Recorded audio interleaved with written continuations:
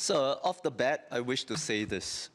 Rather than seeing Budget 2025 as an election budget, I prefer to see Budget 2025 as yet another quintessentially Singaporean budget and yet another quintessentially PAP government budget. For this budget is thoughtful, it is balanced in addressing both current and long-term priorities, it is inclusive, and above all, it places Singaporeans, both born and yet to be born, at the heart of everything this PAP government does. And just like in previous budgets by successive PAP governments over the past many decades. Now, we have come to expect our budgets to look and smell like this, but really we should never take it for granted because it speaks of a special brand of governance and political leadership that we have been fortunate to have here in Singapore. A special political will to do right by our people, and a special compact between the political leadership and citizens. It has become quintessentially Singaporean, it permeates all our budgets, but it is special and indeed it is exceptional. Now this budget comes on the back of a $6+ billion surplus for FY24 and another $6+ billion in surplus projected for FY25. If elections were really the prime motivation behind this budget, the government must be mad to not have spent down more of this surplus on short-term measures, whether cash or vouchers. Instead, the government has set aside just about $3 billion in this budget on CDC and SG60 vouchers, and just about 5% of the budget on cost of living support measures and the SG60 package overall, and left that $13 billion surplus over these two FYs on the table in an election year. Why? I think very simply because it allows this government to achieve a more or less balanced fiscal position over its whole term of government from 2020 to 2025. If we exclude the amount drawn down from past reserves in this term of government. The COVID-era budgets may be quite a distant memory already for some, but back in FY20, just 5 years ago, at the start of this government's term, we incurred an unprecedented deficit of more than $50 billion. Not 5 or 6 billion, but over 50 billion in deficit. And then we ended FY21, 22, and 23 more or less balanced. And so this surplus in FY24 and the projected surplus in FY25, and importantly, excluding the drawdown from past reserves, taken together, these will really just allow the government to finish its 5-year term more or less balanced. And this is also what successive PAP governments have committed to do. Therefore, rather than seeing these surpluses as potentially fomenting cynicism amongst Singaporeans, that somehow the government has been collecting more taxes and monies than the nation needs, I think Singaporeans can instead draw confidence that these surpluses represent this PAP government's consistency and the will to maintain fiscal prudence over its entire term of government, across many terms of government past, and well into future terms of government, if the PAP were to continue receiving the mandate to form the government of Singapore. This is how we should be looking at the surpluses for these two FYs. So this is a record budget, 143 billion in projected expenditure. So the amount of resources that the government is deploying to take care of Singapore and Singaporeans is really not in question. But what is equally important, and perhaps more important as we deploy ever more resources, is to make sure that these resources are allocated effectively. PM and Minister for Finance himself has emphasized this in his budget statement. So on this note, I wish to make 3 suggestions, not about deploying more resources, but about achieving a more effective allocation of the resources that we are deploying. First, on support for our seniors. I put it to this House that our framework to determine which senior gets how much support, in other words, our means testing framework, based primarily on per capita income, or PCI for short, to determine how resources to support seniors are allocated, is due for a fundamental rethink in order to remain fit for purpose in our super-aged future. The classic pain point arising from our current PCI-based means testing framework is this. Take an elderly couple, retired, with a child who is already an adult, working, and single. If this single adult child continues to stay with the elderly couple, then all 3 of them are taken as one household. The child's income from work is taken into the assessment of the household's per capita income. And based on our current means testing framework, the elderly couple will be deemed to have more means in this household because of the higher PCI. But if instead this single adult child moves out and stays separately from his or her parents, then in one stroke, the elderly couple is now taken as one household on their own with 0 income and deemed in our current means testing framework to have much less means. Even if it can be said that a single child who is able to buy and move out to his or her own place probably has more means to support his or her parents compared with someone who does not have his or her own place and continues to stay with his or her parents. Now, this current means testing framework based on per capita income can mean all the difference for our seniors, whether they qualify for a blue or green CHAS card, whether they get silver support every 3 months or not, whether they get 80% or 60% or lower subsidies in a B2C class ward in our public hospitals, and so on. Now, to be clear, no means test will be perfect, or in economic parlance, no means test will be perfectly efficient. Every means test will have its inefficiencies and trade-offs. And in an earlier era, where our population was much younger and the resources needed to support our seniors were on a much smaller scale, the inefficiencies in our current means testing framework for seniors might not have mattered as much.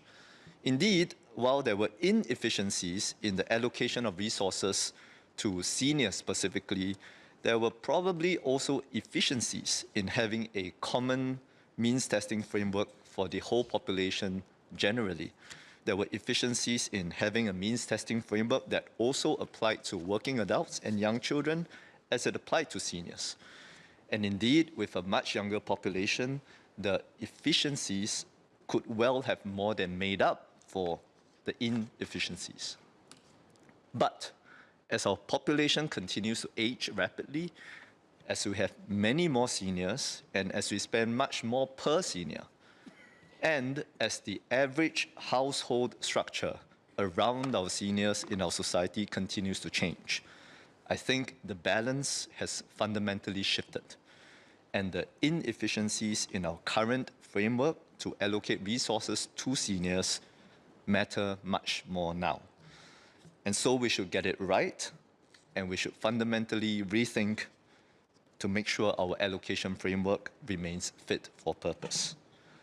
My suggestion is to decouple the means testing framework for seniors from the means testing framework for the rest of the population, for working age adults and for young children going forward. And also to anchor this refreshed means testing framework for our seniors on 2 key considerations that matter most to our seniors. Number 1, our seniors are at a different life stage. They are most likely not working at all or working at a much reduced pace suitable for their current life stage and drawing much lower pay. In other words, current income, accessible income, will not be the most accurate nor the fairest way of assessing a senior's overall means. Instead, I think lifelong income, proxied by lifelong contributions to CPF, is probably the most accurate and the fairest way to assess a senior's means at his or her current life stage. Number two, our seniors do not want to be a burden to their child, no matter how well the child is doing or how filial he or she may be. And therefore, while we place a lot of value on personal responsibility and family support, we also need to recognize this basic desire of most seniors in Singapore to not want to burden their children. And I put it to this House that our public policy should be tilted in favor of this basic wish of our seniors to not burden their children. In other words, our means testing for seniors should move away from including their children's means, whether the children are staying with them in the same address or not. In summary, my first suggestion is to rethink and rebase our means testing framework for seniors specifically. Move away from per capita income at the household level towards a senior's lifetime earnings primarily, proxied by lifetime contributions to his or her CPF at the individual level. So my second suggestion is on our allocation of resources to the full-time education of our students before they enter working life. Specifically, I urge the government to allocate even more resources to ITE students and to reduce the gap in our allocation of resources between ITE and other post-secondary students. Now, to be clear, successive PAP governments have been strongly committed to education, to investing in Singaporeans and developing their potential through education. Indeed, the very first PAP government invested 1/3 of its yearly budgets from 1959 to 1963 in education, more specifically to provide basic education for a very young and growing population. And also, to be clear, over the more recent decades, successive governments have invested strongly in ITE in particular, and therefore our ITE system has grown by leaps and bounds and produced very, very good outcomes. I now have young residents who are starting out in ITE, year one students, telling me that choosing to go to ITE has been the best decision of their lives. So we ought to be very proud of how far our ITE system has come. And yet, I think we can do more and strike an even better balance in our allocation of resources to ITE relative to other segments of higher post-secondary education. Today, we are spending around $16,000 per student in ITE, compared to around $18,000 per full-time diploma program student, primarily in polytechnics. So government recurrent spending on ITE is around $2,000 lower per student compared to its spending on polytechnics. And this difference of $2,000 per student has been quite consistent since at least 2012, 2013. Now, of course, more spending on education does not automatically or always produce better educational outcomes. But I think there is something to be said about the principles, the equity, and the reconcilability of this structural gap in government recurrent spending between ITE and other segments of higher education in our system. And I do believe there is scope to consider a reallocation of spending to achieve a better balance and a smaller gap. Now, with extra funding, ITE can do a lot more to develop their students even more effectively in various areas, help their students even more effectively to discover aspirations, passions, diverse interests, and individual strengths and talents. And ultimately, this will help to preserve and enhance social mobility in Singapore. So my third suggestion is on our allocation of resources to adult education and the entire Skills Future movement in Singapore. Specifically, while I applaud the government's very bold moves to put resources directly in the hands of our workers and adult learners and empower them to take charge of their own learning, in other words, very major moves on the demand side, I also urge the government to invest boldly and allocate appropriately on the supply side to build deep and broad and enduring capabilities to uplift the entire adult education ecosystem. Now, I see opportunities in three areas. Number one, let's uplift the overall quality of adult educators and trainers in Singapore. Now, in both the preschool and formal schooling systems, we have established and maintained a laser-sharp focus on educating the educators through NIEC and NIE respectively to ensure a high quality of educators in these spaces. We can and we should do the same for adult education.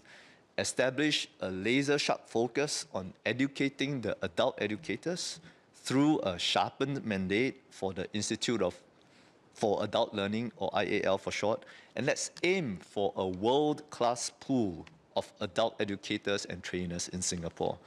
A world-class pool of dedicated full-time practitioners in adult education on the supply side. Number two, let's uplift the stature, recognition, and career advancement pathways for our adult educators and trainers in Singapore. We must raise a unified fraternity of adult educators and trainers with a high level of professional pride and identity. Now, on a related note, Minister for Education Chan Chun Sing has said in a speech recently, and I quote, "It cannot, it must not, and it must never be the case that only good teachers go to good schools," unquote. And this applies to our formal schooling system. I put it to this House that we should aim for the same in our adult education and training system, especially in our institutes for higher learning. In our autonomous universities and our polytechnics and our ITE colleges, the best educators and faculty members must not go to undergraduate teaching only. The best must also teach in adult education and training and be part of that fraternity of adult education practitioners. Mr. Yao, you have less than 2 minutes. Number three, let's create scholarships for the adult education and training space, just as we have done for both the preschool and formal schooling systems. Let's create scholarships to attract and capture a fair share of our best talents to become both adult educators and educators of these adult educators. Sir, in conclusion, and notwithstanding these comments, I stand in support of the budget.